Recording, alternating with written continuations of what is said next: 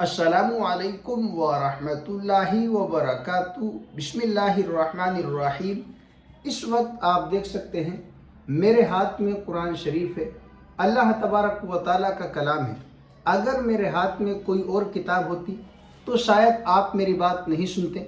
देवबंदी हजरात ये कहते कि ये किसी बरेलवियों की लिखी हुई है, मैं इसको नहीं मानता।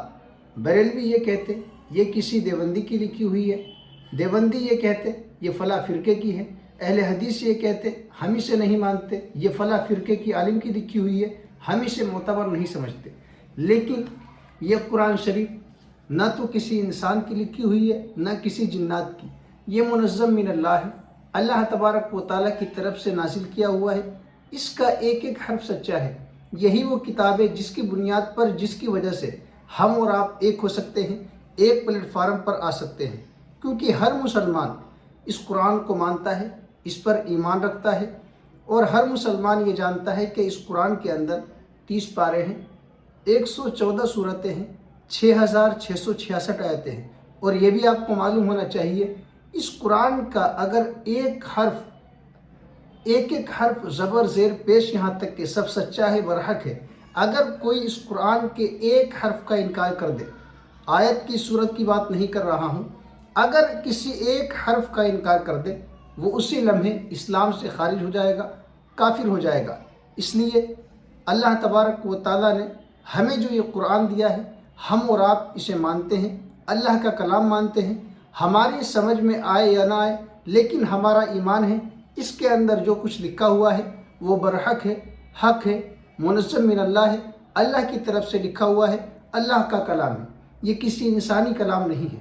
अभी आज जुमे का दिन है, जुमे की नमाज़ पढ़ने के बाद नमाज से जब मैं फारिग हुआ तो आपको मालूम है जुमे के दिन पूरी दुनिया के अंदर मस्जिदों में चंदा होता है दुआ से पहले, सलाम फेरने के बाद।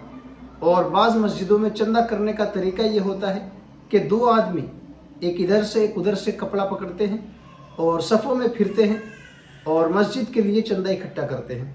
तो मैंने देखा, इत्तिफाक से मेरी नज़र बराबर में बैठे वाले शख्स पर पड़ी। उसने अपनी जेब से 10-10 के 5 नोट निकाले और उनमें तलाशी शुरू कर दी। उसने छानबीन उसने शुरू कर दिया। मैं देख रहा था कि उसने उन नोटों में से जो सबसे गला हुआ सड़ा हुआ नोट था 10 रुपये का, वो निकाला और मस्जिद के लिए दे दिया। इसी तरह एक शख्स ने और किया। तो मैं आपको बताना चाहता हूँ, अल्लाह के रास्ते में आप साफ माल दें और जो अपने लिए पसंद करें, जो आपको सबसे महबूब हो, वो माल अल्लाह के रास्ते में खर्च करना चाहिए। कुरान मुक़द्दस में अल्लाह तबारक व ताला ने फरमाया, लन तनालुल बिर्रा हत्ता तुनफ़िक़ू मिम्मा तुहिब्बून वमा तुनफ़िक़ू मिन शैइन फ़इन्नल्लाह बिही अलीम। हरगिज़ तुम नेकी नहीं पा सकते यहाँ तक कि तुम अपनी सबसे महबूब चीज़ को खर्च कर दो। और अल्लाह तबारक व ताला जो कुछ तुम खर्च करते हो, कोई भी चीज़, छोटी चीज़ हो या बड़ी, अल्लाह तबारक व ताला उसे जानता है। जब ये आयत नाजिल हुई तो एक सहाबी ने अपना बाग सब्ता कर दिया। एक सहाबी के पास बांदिया थी, जो बांदिया उसे सबसे ज़्यादा महबूब थी, वो सहाबी ने उस बांदी को आज़ाद कर दिया।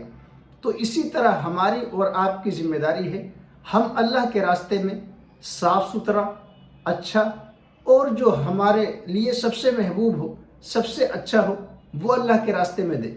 बहुत सारे अमाल ऐसे हैं, बहुत सारे अल्फाज ऐसे हैं, बहुत सारी बातें ऐसी हैं जो बहुत छोटी हैं, बहुत छोटा सा अमल है, लेकिन उससे आपको जन्नत मिल सकती है, अल्लाह का प्यार मिल सकता है और बहुत कुछ हमें सिखाती हैं। अब ज़रा देखिए, हर इंसान चाहता है कि अल्लाह तबारक व ताला मुझे दौलत दे, इज़्ज़त दे, माल दे, लेकिन जब खर्च करने का नंबर आता है तो सबसे ख़राब, सड़ा हुआ, गला हुआ 10 का नोट वो दे रहा है।